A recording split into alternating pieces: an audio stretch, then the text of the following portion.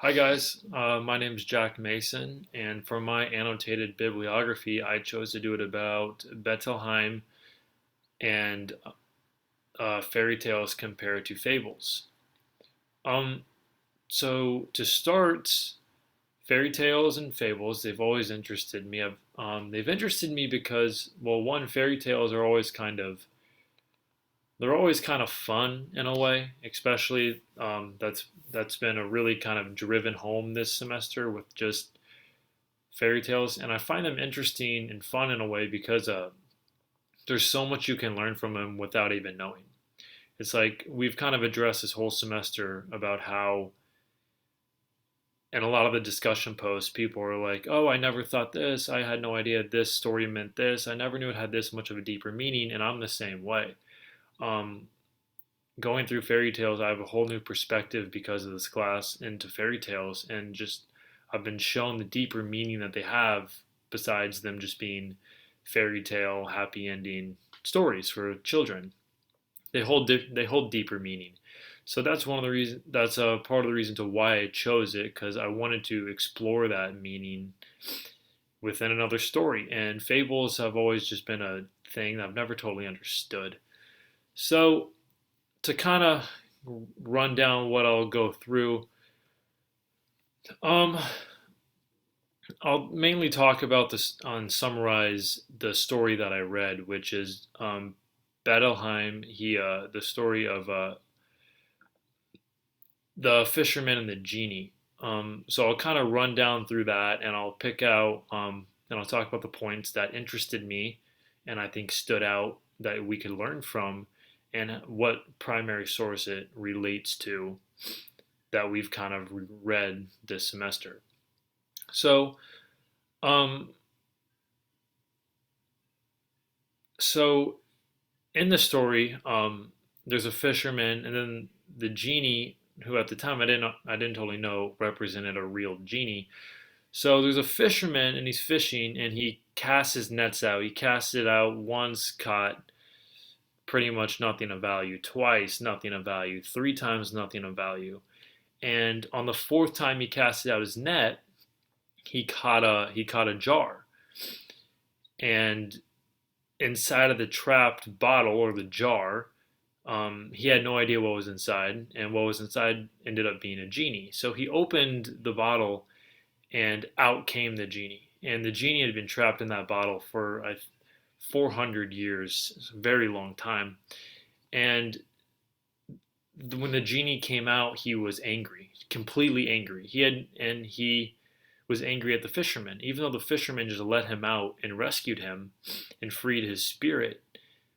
He was mad at him because he didn't know how to process his feelings because he had just been trapped in this jar for 400 plus years. He wanted to kill the fisherman. The fisherman was able to quickly outsmart him so he doesn't kill him. And that's kind of, it's a short story. There's not a lot of action involved, but the meaning that it shows within this short little story is very great, I think, to a specific type of person or people. Um,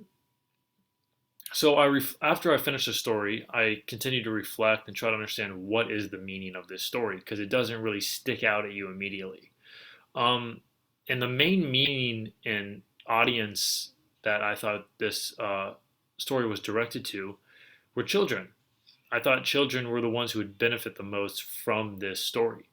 Um, as I say here in my paper, the reason to why I think children benefit the most is because the genie is like a child in this story.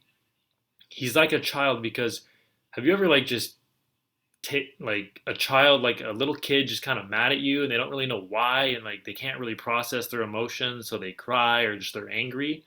Well, that's the genie. The genie was trapped in this bottle for all these years, and when he was let out, he didn't know. He was just angry. He was just angry for no reason.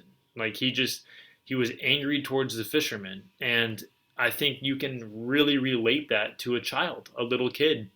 You can relate it to a child because children, like I just said, are often unaware. They're unaware of why they feel a certain way in a given moment.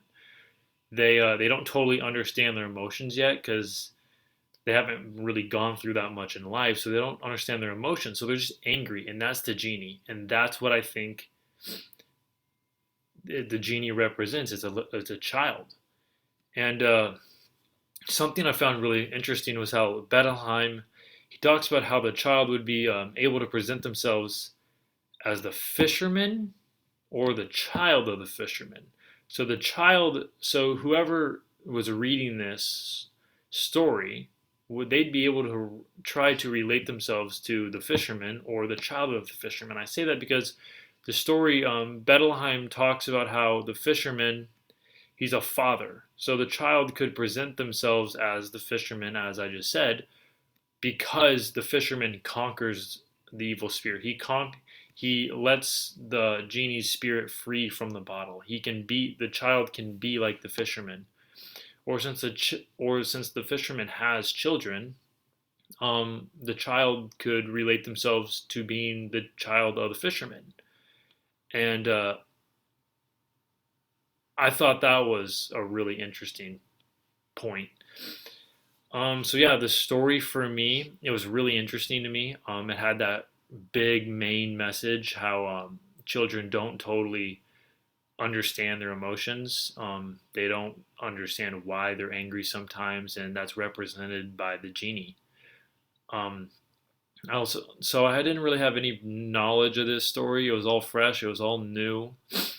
Um, I found it something I found a little strange was just how it wasn't long. It was a really short, easy read, and there, like I said, there was no action or drama in it. And when you read a story like that, it's really easy it's really easy to just kind of lose sight of the message, get bored, not really understand it because there's no action, there's no drama. So I thought that was interesting, but through the kind of boringness of the story, if you focus, you can see that main point about how the genie represents a child in today's world. So yeah, the messages within the story were really um, important, and I think they're really important lessons for children.